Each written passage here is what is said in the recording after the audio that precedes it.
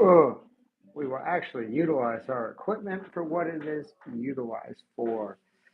Welcome back, guys, to Outland Allies. This is going to be the first time we do the Outpost. This is going to be your weekly 15-minute talk about, dogs, hunting, gear, uh, just like a campfire style talk, break it down. We'll have the chat going. If you guys have any great comments out there, I'm glad you came in. Drop them down in there, and I definitely will address them to the best of my ability.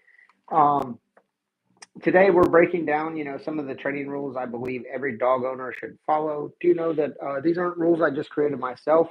I did go to Canine Solutions Training in New Carlisle, Ohio. They are an obedience training center that teaches the owner how to train their dogs.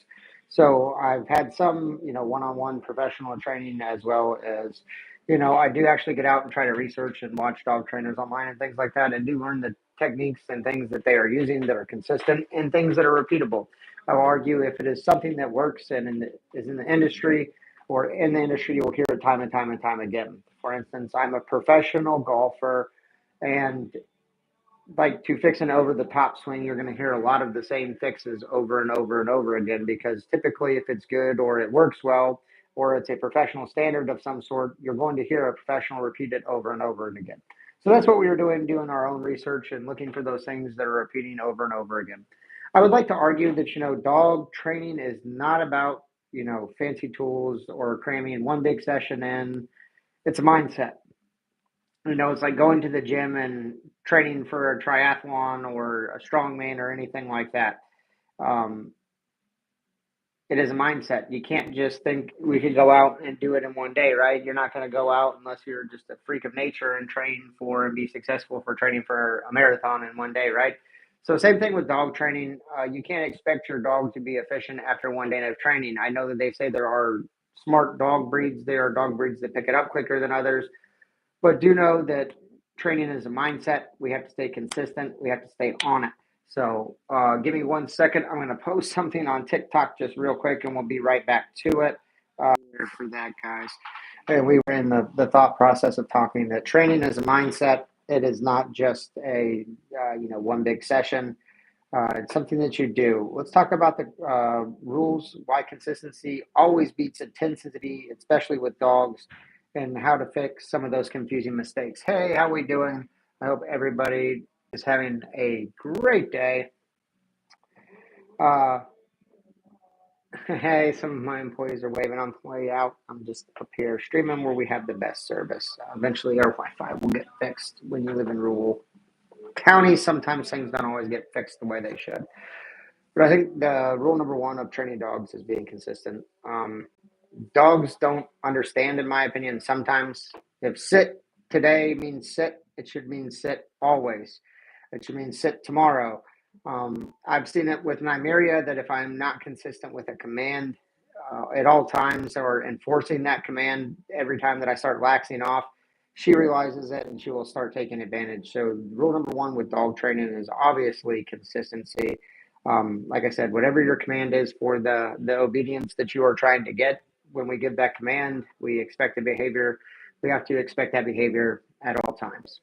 So, do you guys have any other rules or anything that you think I'm missing about that consistency? I think it's important to note with that consistency that, you don't always have to be repetitious with a command. Sometimes you have to give the dog time to process the command, especially when we're in the training process. After they've learned the command, you would expect a one-time answer before we give reinforcement or anything like that. But when we're training and they're learning a new command, sometimes you just have to give the dog time to think through it, right? Rule number two is to keep the sessions short and positive. 5 to 10 minutes, I have noticed, beats an hour every time. It helps you keep the energy up. It helps you keep your dog focused on what you're trying to learn. It's like if you were in school for 2 hours, 3 or 4 hours a day, right? We start losing focus a little bit. So I'd argue that keeping those sessions short and positive really help reinforce the training of the things that you are trying to teach, right? So we went with be consistent. Now we keep the session short and positive. And rule number three is rewarding the right thing. Timing kind of matters with rewarding. If you reward your dog too late, you might be marking the wrong behavior, so to speak. use the word like yes or a clicker and then treat right away. I think that timing actually locks in on what you really trying to get from the dog. One of the big ones I've really noticed, I'm not big on the clicker. I just, not to say it doesn't work, I just find the sound really annoying. So I do not use the clicker. I use yes.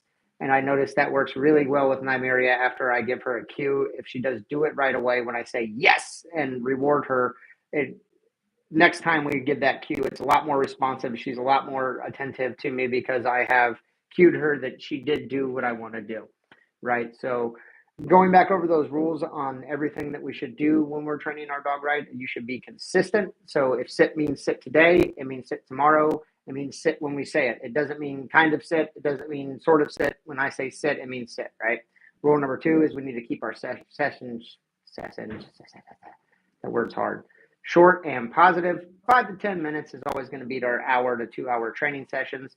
Don't mean you can't have some more extended ones, but it's like just like us. As we are forced to be in a classroom all day or forced to learn something new all day, right? We do kind of space out and stop focusing on what the person's talking about. Just like in a stream, why people come in and out is because they can't, pay attention long enough to hear what someone's saying, right? But that's okay. That's life. That's why we keep those sessions short and positive. And then rule number 3 is to reward the right thing. Or rewarding at the right time. So when they do what you are wanting, whether it be with a clicker or a verbal command of yes, or some type of positive vocalization that with a treat immediately, that does help reinforce that behavior that we're teaching. So let's get into back to rule number 1, right? Consistency. Why consistency beats intensity? The truth is, 5 to 10 minutes every day beats an hour on the weekend. Dogs thrive on routine. Just like I've argued when you hit the gym, daily repetition in the gym beats skill. We're going to get stronger, faster if we're going to the gym every day, learning and growing, right, than if we're just going to the gym once a week. We will still see improvement, but obviously we're not going to see the improvement as quickly as if we're going to the gym 5, 6 times a day, giving us those proper off days, right? Building that routine repetition. Dogs thrive on that repetition, the routine, the ability to keep learning the same thing over and over and over. So by building those short, positive, rule 2, short, positive training sessions, we are really, really enforcing that consistency of the right behaviors all the time, not just some of the time. I also argue that when you're steady, your dog learns faster. When you start to slack, your dog doesn't pick up on it as quickly. Discipline on your part definitely creates discipline on theirs. I think that's important to note is, there's times I don't want to hear Nymeria whine because, say we're working on place and the leash is holding her in place. I don't want to see her whine. I hate seeing my dog upset, but it's got to be what's good for her. And what's good for her is learning how to do commands and learning where her place is and doing the things that we need her to do around the house. That's going to make her, be able to be with us more, interact with us more, and give her a happier life. So being disciplined on your end can make a huge difference. Your discipline is going to transfer into the dog's discipline. So staying consistent, short and positive, rewarding at the right time, and being disciplined yourself is going to make all the difference in your dog's training. I think something we could talk about a little bit, I wouldn't say I'm an expert on, is how to fix mistakes without confusing your dogs. Mistakes are part of training. Hey, Jack Ben, I hope you are having a wonderful evening. Just like you, when you're learning something new, like falling off a bike or something like that, you got to understand that our dog is going to make mistakes. Don't get mad at them that they don't understand the clear signals right away or things like that. Correct the behavior and try again. Do know I am doing fine this evening. Do know that when we stay calm with our dog and we stay consistent, it's going to help a lot. So don't give them that harsh punishment right away when they mess up during training, especially when you feel like it's a command that you've gone over before or something that they should know. So when we make that mistake and we kind of confuse them about, we got onto them too much, we want to redirect them to the right behavior, right? So let me put it this way. So if Nymeria is learning place and we are doing it without the lead, for instance, to where I want her to stay in place when I walk away, if I say place and start walking away and she follows me, I'm not going to freak out and go, what are you doing? No, we're going to take her by the lead and bring her back around and get her into her place and down with a treat and then place again.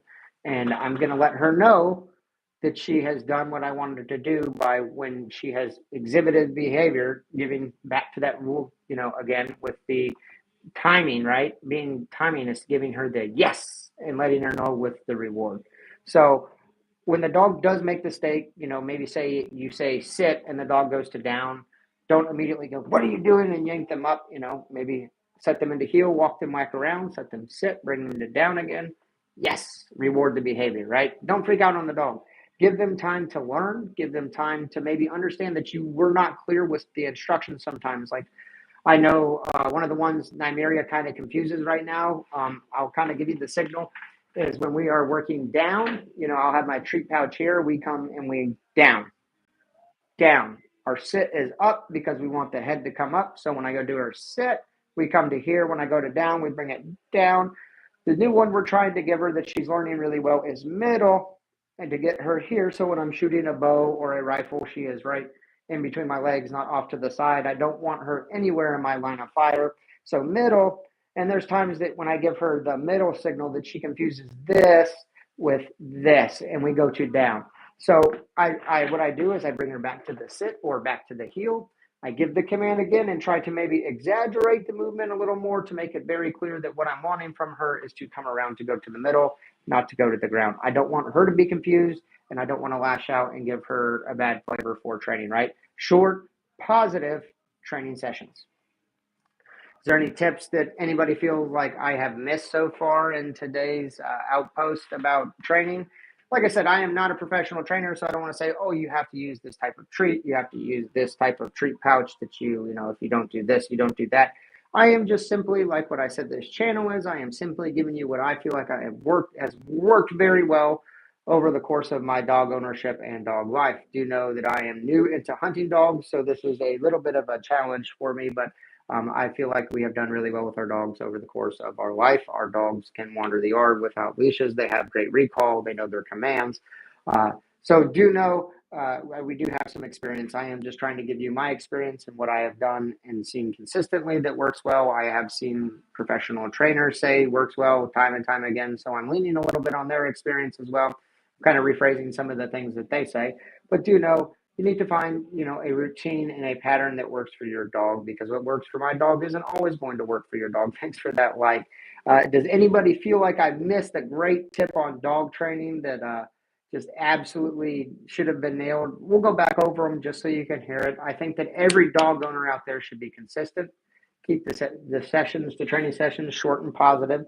It's just like both of those I would argue are like being in the gym. There's no point of being in the gym for 6 hours, right? We can get in, get out, and do what we need to in an hour, be focused and intense, so to speak, but positive and focus on what we're doing. Consistency is going to be key in training, just like at the gym and any type of fitness, an instrument, learning to be a computer programmer, any one of those things, be a streamer, right? We have to be consistent.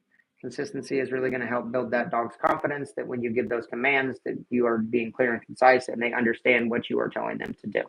Rule number 3 is rewarding that right thing. Give them that verbal cue, whether it be with a clicker or a verbal command of yes, when they are getting the command right, that you're doing what I want you to do, giving them the treat to reward them, and that locks them in right away on timing, right? So consistency, shortened, positive sessions, rewarding the right thing at the right time, timing, right? So that's some of the things I wanted to do. So just wanted to recap it a little bit, get out here tonight, get on the stream, share some of the things that we've been going over with you. Me and Nymeria do have a pre-scout full length coming. She did some of it with me, not all of it. Do know as she is learning some of our commands, and she is still getting some of our leash manners, and she is still very much a puppy that sometimes when I'm filming, I cannot always have her with me at all times. I would argue that until she's learning some of these commands or has a little bit better of a recall, I can't be running her off lead or, out in the wild, where if she gets away from me when I'm trying to film, I'm going to be running through the woods for hours trying to get her. I would argue she wouldn't do that, but you never know. And she is still a puppy, so she gets a little bit rambunctious. We're working on it, but so do you know why we're trying to sight game and learn where it is moving on public property? She might not be with me for all of the glassing and things like that, but look forward to that coming to you this week, that full length on scouting during the preseason, right? No, we are on public land, so we can't set or bait. What we're going out to do is look for tracks, look for good areas to set in. I've been scouting already. Hello, I hope you are having a great day, or evening, should I say. We've already been out there and looked some, but I want to give you guys an example of what you should be doing or looking for when you're out there preseason scouting, especially on the public land. Like I said, it makes it a little harder when we can't bait and we can't just put corn out for deer or whatever it is for the animal that you're trying to hunt and sit over that pile of bait and wait for the animal to come in. So we will get out there and show you the tracks you should be looking for, the signs you should be looking for that show you that the sites that you're in are active. So do know that. Well, that's great. Love to hear that. So everybody, thanks for dropping by tonight. Make sure to jump over and check out all of the full-length content on this YouTube channel. Do know that during the week we do have a full-time job. I wish it was streaming, but we're being a YouTube content creator, but we're not quite there yet. So during the week we are a full-time golf professional. That is what we do to support the wife and kids, right?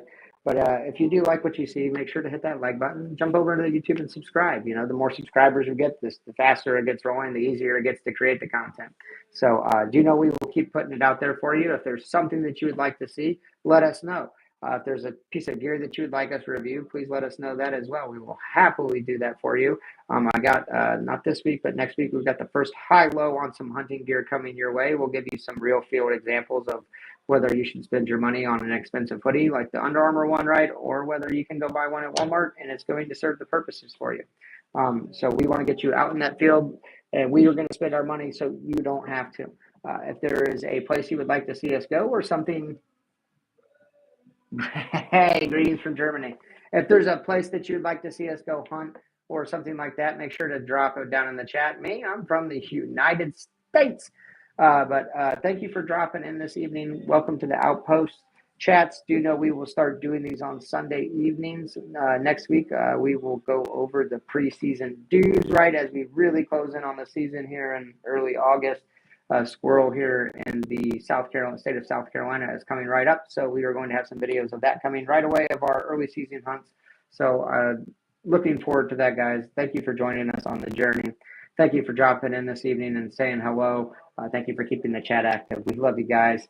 We are growing one supporter at a time, and I appreciate you guys for stopping by and giving me the chance to see if this is something you want to join in on. But as always, guys, be sure to hit that subscribe button, hit that like for me, and roam further. Stay wild. We'll see you on the next one.